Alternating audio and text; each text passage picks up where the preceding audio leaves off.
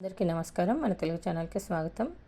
మనం ఇప్పుడు వర్ణమాలలో అక్షరాలు ఎన్ని అవి ఏవో తెలుసుకుందాం. చూడండి, వర్ణమాలలో అక్షరాలు మొత్తం 56 ఉంటాయి. అవి అచ్చులు, హల్లులు, ఉభయాక్షరాలుగా తీసుకుంటాము. అచ్చులేమో 16. అయితే ఇవి పాతకాలంలో లుల్లులు ఉండి నేను చెప్తాను చూడండి. అ ఆ, ఇ ఈ, ఉ ఊ, రు రు, లుల్లు, ఏ ఏ ఐ, ఓ ఓ ఔ, అం అహ. అయితే ఈ లుల్లులు మనకు తీసివేయడం జరిగింది కాబట్టి ఇప్పుడు ఈ అమ్మహ తోటి మనకి 16 అయ్యాయి. వీటితో పదాలు లేవు కాబట్టి వీటిని తీసివేయడం జరిగింది. లుల్లు అని అంటే మనము లాక్కొమిస్తేలు ఇలా రాసుకుంటాము. అందువల్ల అవి వాటిని అవసరం లేదని తీసేయడం జరిగింది. ఇవి 16.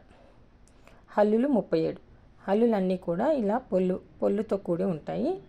వీటికి మనము ఆ చేరిస్తే కా అవుతుంది, సెకండ్ చేరిస్తే కా, ఈ చేరిస్తే కీ అవుతుంది.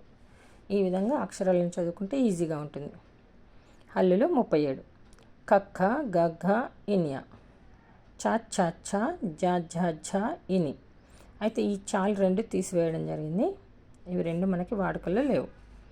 టట్ట, డడ్డ, అన, తత్త, దద్దన్న, పప్ప, బబ్బమ్మ, యార, లావ, శేష, సాహ, లాక్ష, బండిర. అయితే వీటి రెండింటిని తీసేయడం జరిగింది కాబట్టి ఇవి 37. మనకి ఎలాగో కౌంట్ చేద్దాం చూడండి.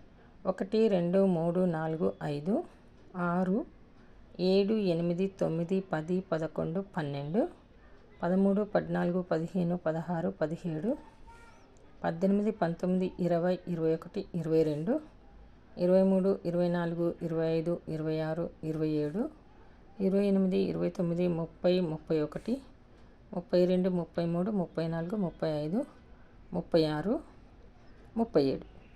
ఇది సంయుక్త అక్షరం. దీన్ని లెక్క చేయదు. ఇప్పుడు మనకి 37 అంటే 37 వచ్చాయి. ఉభయాక్షరాలు 3. 0, అర 0, విసర్గ. అసలు ఉభయాక్షరాలు అంటే ఏంటి?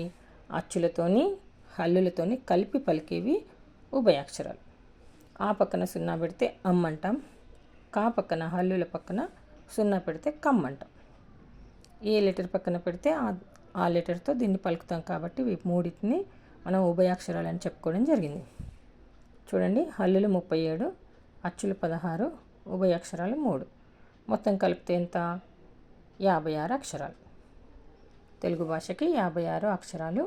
ఈ వీడియో కనుక మీకు నచ్చినట్లయితే లైక్ చేయండి, షేర్ చేయండి, సబ్స్క్రైబ్ చేయండి. ధన్యవాదాలు.